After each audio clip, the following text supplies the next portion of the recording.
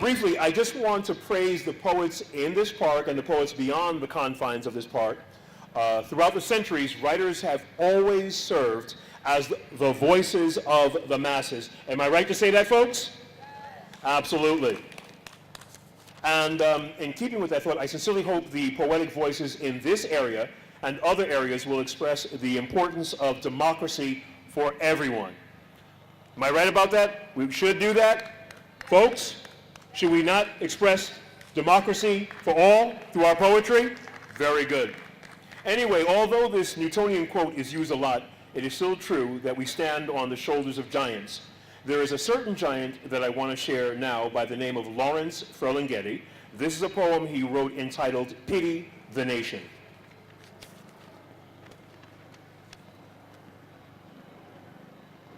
Pity the nation whose people are sheep and whose shepherds mislead them. Pity the nation whose leaders are liars, whose sages are silenced, and whose bigots haunt the airwaves. Pity the nation that raises not its voice except to praise conquerors and acclaim the bully as hero, and aims to rule the world by force and by torture. Pity the nation that knows no other language but its own, and no other culture but its own. Pity the nation whose breath is money and sleeps the sleep of the too well-fed.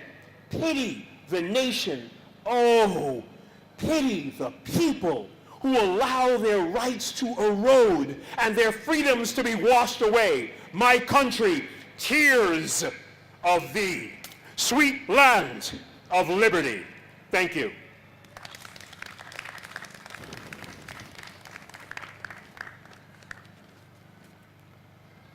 Among the egregious injustices in the world, I count teaching prejudice to children to be the worst.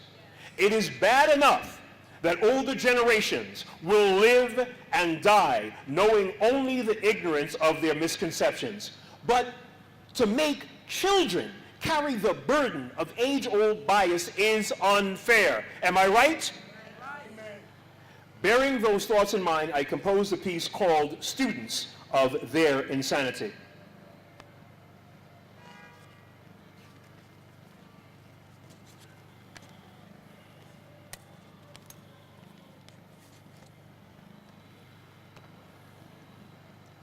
The students' minds were pages awaiting moral text.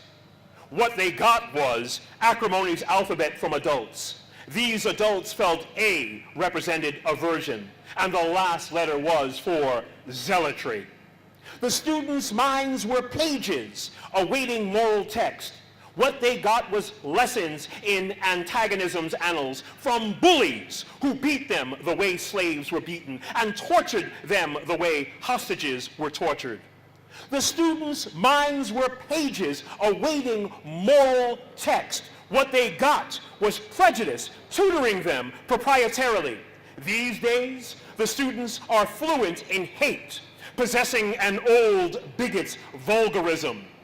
The students' minds were pages awaiting moral text.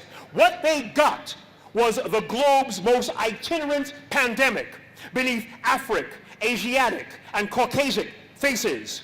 The students' minds were pages awaiting moral text. What they got was a tassel-headed graduation and a welcome to the ever-battlesome world. Thank you.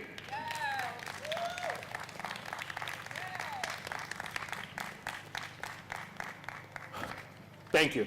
Although I have some problems with this poet, and I'm going to spare my critique about him right now, I'm just going to share the piece. I'm going to share a poem by Walt Whitman.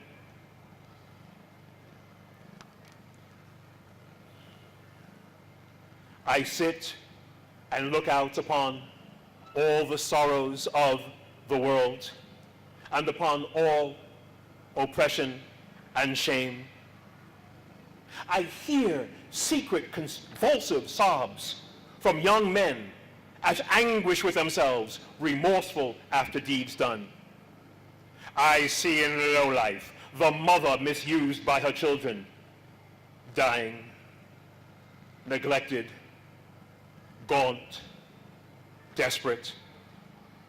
I see the wife misused by her husband. I see the treacherous seducer of young women.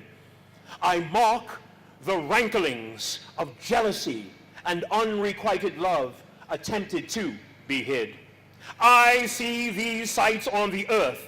I see the workings of battle, pestilence, tyranny. I see martyrs and prisoners. I observe a famine at sea. I observe the sailors casting lots who shall be killed to preserve the lives of the rest. I observe the slights and degradations cast by arrogant persons upon laborers, the poor, and upon Negroes and the like. All of these, all the meanness and agony without end, I, sitting, look out upon, see, hear, and am silent. Thank you.